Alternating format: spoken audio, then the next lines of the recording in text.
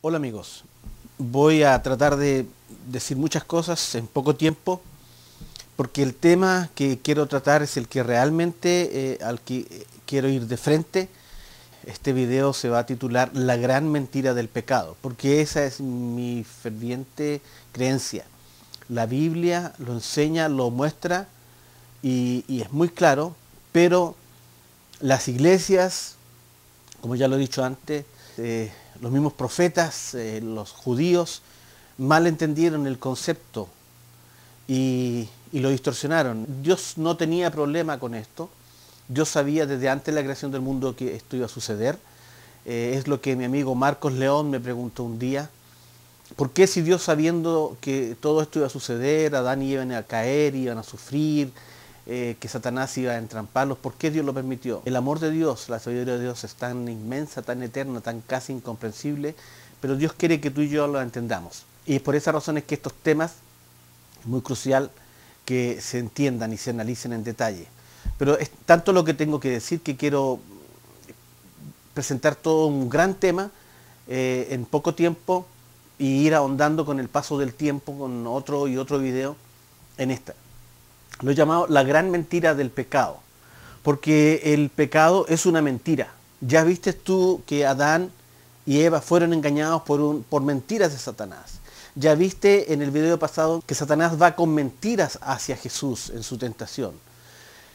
Y Satanás es llamado el padre de la mentira. Así lo llama Jesús, el padre de la mentira. Jesús dice, yo soy el camino, la verdad y la vida. Pero él tiene su antagonista, si podríamos llamar, en Satanás, que es mentira. Todo lo que él hace es mentira. Todo lo que él hace es opuesto a lo que Dios es. Dios es luz, es verdad. Satanás es mentira y oscuridad.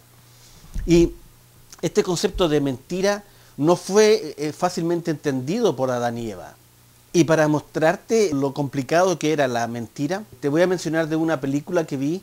La película se llamó en inglés The Invention of Lying, como la invención de mintiendo o la invención de la mentira. Me gustaría si tú pudieras encontrar esta película, rentarla, verla. Es muy interesante porque plantea un concepto nuevo, muy difícilmente entendible para nosotros. Y aunque la película a veces parece tonta, pero encontré que era muy didáctica para este tema.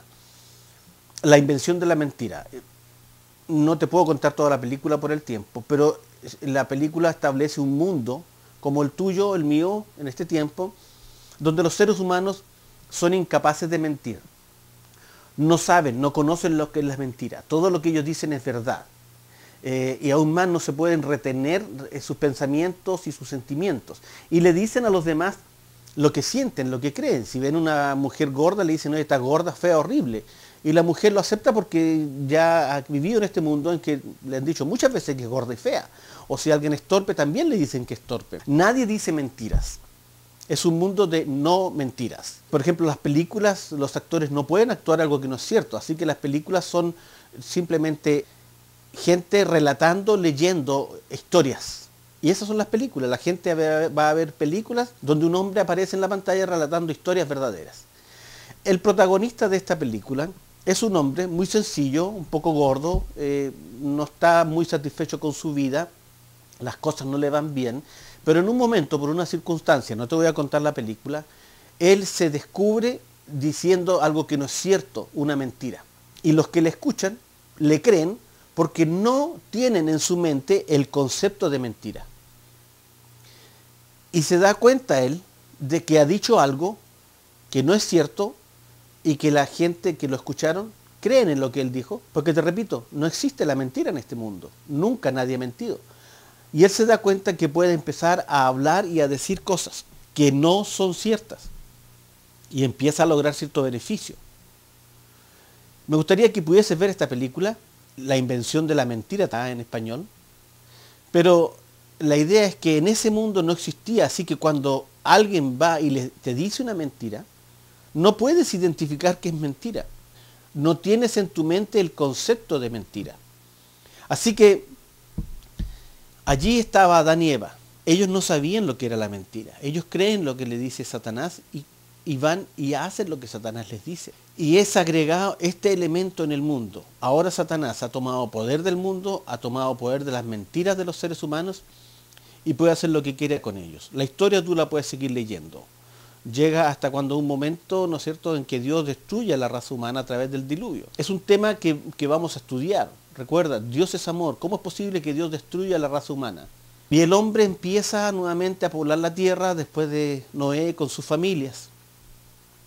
Pero nuevamente el hombre sigue haciendo las cosas malas. Porque recuerda, Satanás ha tomado posesión de la mente del hombre. Como muchas veces, hoy en día lo hace, la más de las veces, Satanás toma posesión de las mentes. Hace poco estaba en mi país y vi en las noticias un hombre que viajando en el metro sacó una pistola y mató a no sé cuántos y después salió hablando y una testigo lo vio salir y que iba hablando consigo mismo y diciendo ya déjenme tranquilo, ya lo hice. Y enseguida se suicidó, se dio un tiro en la cabeza. Alguien puede pensar, claro, el tipo estaba loco. Sí, esta es una de las mejores mentiras que Satanás ha introducido. Nos volvemos locos, por eso hacemos estupideces. Y algunos estos son tan locos que matan, entonces después en el juicio se declaran locos, no van a la cárcel, lo van a un hospital mental. Pero muchos seres humanos hacen cosas horribles, violaciones, tragedias, torturas, como un Hitler, como la raza humana llega a crear un asesinato en masa. El ser humano es capaz de hacer las cosas más atroces y más horribles, pero no es el ser humano que Dios creó. No es como Dios lo creó. Simplemente Satanás tomó control de las mentes, haciéndolo hacer cosas que son en contra del plan de Dios y de lo que Dios quiere para tu vida. Y de allí nace este concepto de pecado. Dice la Biblia que donde no hay ley, dice el apóstol Pablo, donde no hay ley no se inculpa de pecado, pero eso no significa que no hubo pecado. Hubo pecado hasta el diluvio y después hubo pecado. Y dice el apóstol Pablo que 400 años después de Abraham, cuando se introdujo la ley, ya había habido mucho pecado. ¿Y por qué se introdujo la ley, que son los 10 mandamientos? Dice, para que el pecado sobreabundase. Porque cuando sobreabundó el pecado, sobreabundó la gracia. Lo que Dios quería era simplemente delatar y mostrar, no tu pecado y el mío, sino que mostrar a un mundo, y aquí voy a introducir una idea compleja, no hablada por las iglesias, no enseñada, pero que está en la Biblia. Mostrar a un universo de seres, no sé si son como tú y yo, humanos, pero son seres creados que no han caído en esta mentira de Satanás. Ellos no la han creído y ellos actúan en base a lo que Dios dice. Pero Satanás ha levantado una calumnia en contra de Dios. Y Dios ama a Satanás. Satanás ha dicho de que él quiere ser como Dios, pero no puede ser como Dios. Y en su, podríamos decir, odio, en su enojo, él ataca al hombre, lo ataca, lo distrae, lo engaña y lo hace hacer las cosas en contra de lo que fue el ser humano creado. Y lo hace hacer muchas cosas que destruyen al ser humano, hasta el límite que lo llevan a la muerte. Por eso allí en la carta del apóstol Pablo a los Romanos dice en el capítulo 6, 23, porque la paga del pecado es la muerte. La paga del pecado. El pecado no es un acto, no es una acción, aunque así a veces parece mostrarlo la Biblia. El pecado no es un acto. El pecado fue un acto tal vez para Adán y Eva. Así te lo han enseñado. La transgresión, la desobediencia de Adán y Eva ha sido enseñado como un pecado. Pero para Dios no fue un pecado. De hecho, Dios no destruyó a Adán y Eva. Simplemente Adán y Eva ya no podían relacionarse con Dios en la forma como originalmente habían sido creados. Y ellos son sacados de este pedacito de cielo. Porque el amor y la misericordia de Dios dice, no sea que ellos vivan para siempre. ¿Te imaginas lo que sería tu vida que tienes ahora? Sujeto a enfermedades, sujeto a estar pagando cuentas, a tener que trabajar, a cansarte, al que el sol te quema en el verano, que el frío te congela en el invierno, a que ves sufrir a un ser querido y que ves enfermedades. ¿Te imaginas vivir así eternamente?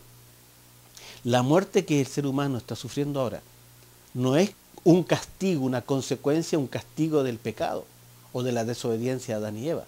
Aun cuando la Biblia dice que así como el pecado entró por un hombre, por Adán, así también la muerte entró en el mundo y todos murieron. Pero la Biblia muchas veces menciona la muerte en dos sentidos. Una es la muerte física, pero otra es la muerte espiritual, la separación de Dios. Jesús dice, separados de mí nada podéis hacer. El hombre separado de Dios lenta y paulatinamente empezó a degenerarse, a distorsionarse su mente, su cuerpo, porque ahora Satanás ocupaba su mente y su voluntad y gobernaba el mundo, ya no Dios. El hombre eligió, Adán y Eva eligieron eso, y sus hijos y los hijos de sus hijos y los hijos de sus hijos y de sus hijos heredaron no una naturaleza caída, sino un mundo corrompido, y empezaron a desarrollar hábitos y empezaron a aprender. Por eso Dios destruye a la raza humana en el diluvio. Claro, y te puede parecer tal vez que Dios es malo destruyendo al humano, pero para Dios la muerte del ser humano, la muerte física, no es un problema. Por eso Jesús dice: yo soy Dios de los vivos y de los muertos. Yo soy la resurrección y la vida. El que cree en mí, aunque esté muerto, vivirá. Y el que está vivo no morirá eternamente. Jesús tiene poder sobre la muerte. Tiene poder sobre los muertos. Y aunque la Biblia enseña que cuando morimos ya no tenemos más paga, no tenemos nada más que hacer bajo el sol, bajo este mundo de los vivos, sin embargo Dios sí tiene autoridad dentro de los muertos, del mundo de los muertos. ¿Dónde están? No lo sé, no es el tema ahora. Pero Dios sí tiene autoridad. Y para Dios no es problema resolver lo que pasó con todo ese mundo antes del diluvio. De hecho, ya en la Biblia, tal vez pongo allí el versículo, ¿no? Dios resolvió el problema de los antidiluvianos. Y hasta el pueblo de Israel, 400 años después de Abraham, Dios propone la ley y pone la ley para que el hombre no tuviese excusa y ya supiese lo que era el pecado.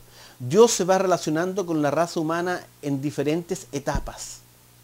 Dios tiene sus tiempos. La Biblia habla, dice, Jesús dice, y venido el tiempo. La Biblia dice, y cumplido el tiempo, para que se cumpliera el tiempo. Dios tiene tiempos, tal como el padre y la madre se relacionan con sus hijos de forma diferente cuando son bebés de pañales, cuando son niños preescolares, cuando ya van a la escuela, cuando son ya liceanos de enseñanza media o cuando ya son adultos. El padre y la madre siempre se relacionan y va evolucionando la relación padre y madre con los hijos. No es la misma. De la misma forma Dios se fue relacionando con la raza humana en forma diferente, porque hay un propósito.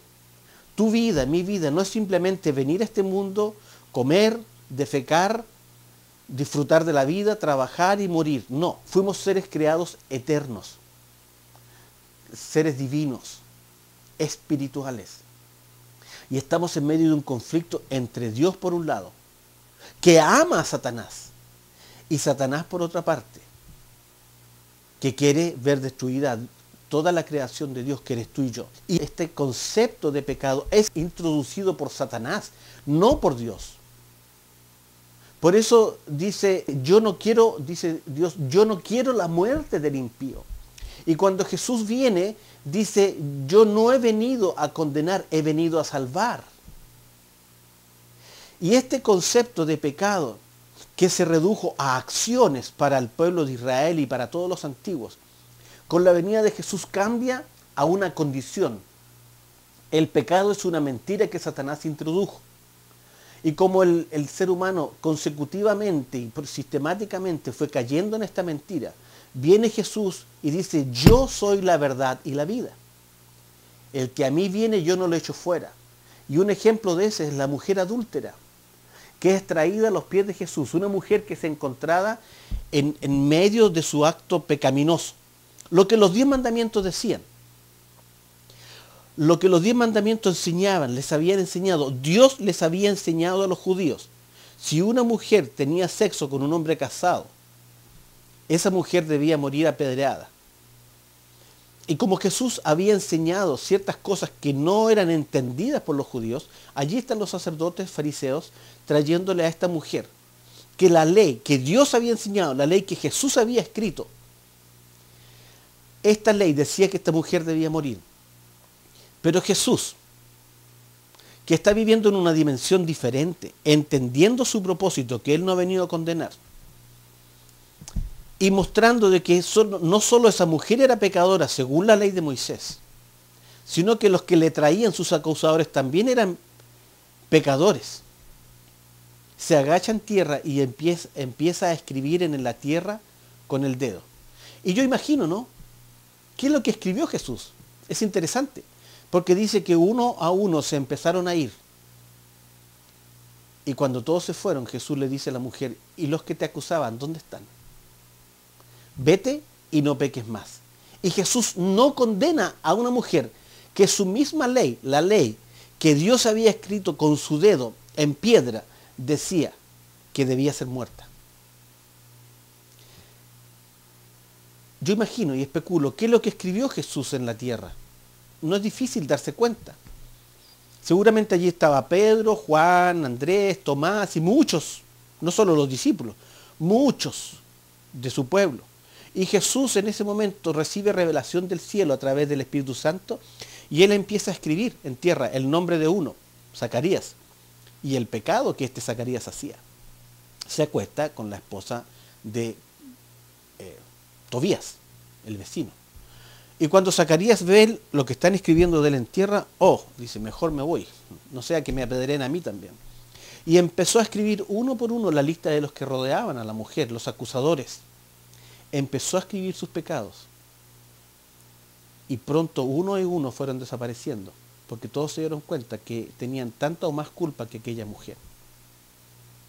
Jesús no vino a condenar, Él vino a salvar. ¿Por qué? Porque Dios sabía que desde el principio, desde Adán y Eva, lo que Satanás había hecho era engañar, porque Él quiere robar, destruir y matar. Por eso allá en Romanos, la paga del pecado es la muerte, mas la dádiva de Dios, el regalo de Dios, es vida eterna. El pecado es Satanás, no es un acto. Por eso Jesús, hablando en los capítulos 14, 15 y 16, dice algo que es revelador, es importantísimo. Dice él, pero os digo la verdad, os conviene que yo me vaya. Muchas veces cuando niño dije yo que habría sido hermoso vivir en estos días que Jesús vivió, haber estado con Jesús, tocarlo, escucharlo, sería diferente mi vida. Pero déjame decirte, en este tiempo puedes vivir una experiencia mejor que la que los discípulos vivieron teniendo a Jesús de hueso y carne con ellos. Porque fíjate lo que él dice, les conviene, os conviene que yo me vaya, porque si no me fuera, el Consolador no vendría a vosotros, mas si me fuere, os lo enviaré. Está haciendo directa mención, referencia al Espíritu Santo. Y cuando Él venga, el Espíritu Santo, fíjate la obra del Espíritu Santo con el mundo, y cuando Él venga, convencerá al mundo de pecado, de justicia y de juicio. 3 cosas va a hacer la obra del Espíritu Santo con el mundo. De pecado, de justicia y de juicio va a convencer. ¿Por qué de pecado? No te va a decir el Espíritu Santo, eres un homosexual, eres un ladrón, eres un mentiroso, un adúltero, eres un avaro. No, el Espíritu Santo no te convence de esas cosas. Eso es lo que la iglesia y Satanás te quiere decir a ti. Porque si te convencen de eso, tú te alejas de Dios. No, la obra del Espíritu es diferente. Dice, de pecado por cuanto no creen en mí. No creen en lo que Jesús vino a hacer. Si tú crees en lo que Jesús vino a hacer, que ya voy a explicarlo más profundamente, el tema, ¿por qué Jesús tuvo que morir? ¿Por qué Jesús tiene que derramar su sangre? Pero si tú crees en eso, tú no eres parte del mundo, y Dios tiene promesas diferentes para ti. La obra del Espíritu Santo es diferente si tú crees en Jesús. Dice, cuando Él convencerá al mundo de pecado, al mundo, Jesús fue muy claro en referirse a que sus discípulos, los que en Él creen, no son parte del mundo. Por eso el Espíritu Santo, cuando venga, convencerá al mundo de pecado, de justicia y de juicio. De pecado por cuanto no creen en mí. De justicia por cuanto voy al Padre y no me veréis más. Y de juicio por cuanto el príncipe de este mundo ha sido ya juzgado. Aún tengo muchas cosas que deciros, pero ahora no las podéis sobrellevar. Es exactamente lo que tengo que decirte. Tengo muchas cosas que decirte. Pero probablemente todavía no puedas entenderlo, no tengas la paciencia de seguir escuchando estos videos. Pero fíjate qué diferente la obra que hace el Espíritu Santo con los que creen en Jesús. Ellos querían, ¿no es cierto?, que Jesús se quedara con ellos. Jesús les dice, y yo rogaré al Padre y os dará otro consolador para que esté con vosotros para siempre. Otro porque Jesús fue un consolador. Dice que por donde Él pasaba no quedaba ningún enfermo, excepto en Nazaret, no pudo hacer todos los milagros que quería. Y yo rogaré al Padre y os dará otro consolador que esté con vosotros para siempre. El Espíritu de verdad, porque Satanás es el espíritu de mentira. el Espíritu de verdad a cual el mundo no puede recibir. Jesús hace una diferencia entre los que creen en Él y los que no creen. Los que no creen son el mundo y son convencidos de ese pecado, que no creen en Jesús. Y cualquier otra cosa que hagan los que no creen es pecado. Todo lo que hagan los que no creen en Jesús es pecado. El Espíritu de verdad al cual el mundo no puede recibir porque no le ve ni le conoce. Pero vosotros le conocéis porque mora con vosotros, y aquí dice en futuro, estará en vosotros. Una directa alusión a la venida del Espíritu Santo en Pentecostés, muchos días después de que Jesús ascendió. No os dejaré huérfanos, vendré a vosotros. ¿Cómo? Todavía un poco y el mundo no me verá, pero vosotros me veréis, porque yo vivo, vosotros también viviréis. Porque el Espíritu Santo es la presencia espiritual de Cristo, de Jesús en nosotros. El pecado, querido amigo, es una mentira. Es una mentira que Satanás introduce en tu mente. Todos los actos que tú hagas. Por eso hay otro pasaje que dice, todo pecado le será perdonado al hombre, pero el pecado, la blasfemia contra el Espíritu Santo, no creer en esta obra que el Espíritu Santo quiere hacer, convencerte de pecado por cuanto no crees, ese es el único pecado no perdonado. No creer en la obra del Espíritu Santo, no creer en lo que Jesús hizo. Por eso, querido, cuando Juan el Bautista dijo, cuando ve a Jesús venir, dice, he ahí el Cordero que quita el pecado del mundo. No sé si alguna vez te manchaste un pantalón o una ropa y fuiste y compraste un quitamanchas. El quitamanchas es un producto que disuelve mágicamente esta mancha y la quita. Y tú luego miras la tela y no hay mancha. Probablemente tengas que lavar, ¿no?, para sacar la suciedad que estaba pegada en la mancha. Pero tú luego lavas y no hay mancha. Y la mancha desaparece. Si tú compras un quitamancha que no saca las manchas, que no funciona, lo vas a botar. Pero cuando Juan el Bautista ve a Jesús, dice, he ahí el Cordero de Dios que quita el pecado del mundo. Déjame decirte, Jesús tuvo éxito allí en la cruz, porque Él quitó el pecado del mundo y lo cargó sobre Él. El pecado que te agobiaba, el pecado, esta mentira que Satanás inyectó en tu mente y que te hace sentir culpable. Créeme, no hay pecado en tu vida, no importa lo que tú hagas. Dios no te lo cuenta como pecado. Si tú crees en Jesús, Dios no te lo cuenta como pecado. ¿Sabes tú? Hace 2000 años en la cruz Jesús fue un homosexual. Oh, extraño, sí. Él cargó el pecado y la culpa de los homosexuales, de las lesbianas, de los mentirosos, de los violadores, de los hipócritas, de toda la maldad, todo el pecado de la raza humana la cargó Jesús en su cuerpo. Por eso Él siente, experimenta esa oscuridad, ese temor, esa separación de Dios que experimentó Adán y Eva. Tal como Adán y Eva corrieron a esconderse, Jesús siente ese temor, esa oscuridad en su alma, en su espíritu, y se siente separado de Dios, aun cuando era imposible que Dios lo apartara de sí. Pero Jesús clama como hombre y dice, Padre mío, ¿por qué me has desamparado? En arameo él dice, Elí, Elí, lama sabactani. ¿Por qué me has desamparado? Él siente esa separación que tú sientes en este momento de Dios. No tienes por qué sentirla. Jesús ya la sufrió una vez para que tú nunca más la sufras, para que nunca más la sientas. Créeme, el pecado es una mentira. El autor del libro de Hebreos dice, por tanto, teniendo gran nube de testigos, despójense del pecado que los asedia. El pecado no es un acto, no es una mancha que llevas en ti mismo. El pecado es Satanás y sus demonios que te quieren seguir engañando con sus mentiras y te rodean, te asedian con tentaciones, con mentiras, para que tú vayas, caigas preso de estas mentiras. Te hace pensar que es tu carne, que es tu cuerpo, que es tu mente, que te lleva esclavo a hacer estas cosas. Luego te hace sentir culpable, te separas de Dios y te alejas de Dios. Es la mentira más grande, porque Jesús dijo, he aquí yo estoy con vosotros hasta el fin del mundo. Jesús está contigo, el Espíritu Santo está contigo. Y yo ruego ahora, cierra tus ojos, quiero poner mi mano espiritualmente sobre ti y bendecirte. Que la presencia del Espíritu Santo sea un calor, sea un fuego que consuma tus culpas. Que entiendas que el pecado un día que Jesús lo retiró de la tierra. Y me atrevo a decir y a declarar, no hay pecado. Fuiste salvo hace 2000 años cuando Jesús murió en la cruz, cargó sobre sí todos tus pecados. Él te limpió. Antes de que nacieras, naciste puro y santo, inmaculado. Porque si tú crees que Jesús hizo eso por ti, eres salvo, amigo mío. No tienes que hacer nada, es un regalo de Dios. No tienes que hacer nada de aquí en adelante. No hay forma que tú puedas pagar el don de Dios. Él te salvó hace 2000 años en la cruz. Él murió por ti y por mí. Tú no tienes por qué morir. La muerte que sufres en la carne es un descanso. Es un sueño, la llamó Jesús. Es un descanso a la tortura de esta vida, de este mundo distorsionado que Satanás ha trastocado, en el que pareciera que sufrimos. No tienes que sufrir más por tu pecado.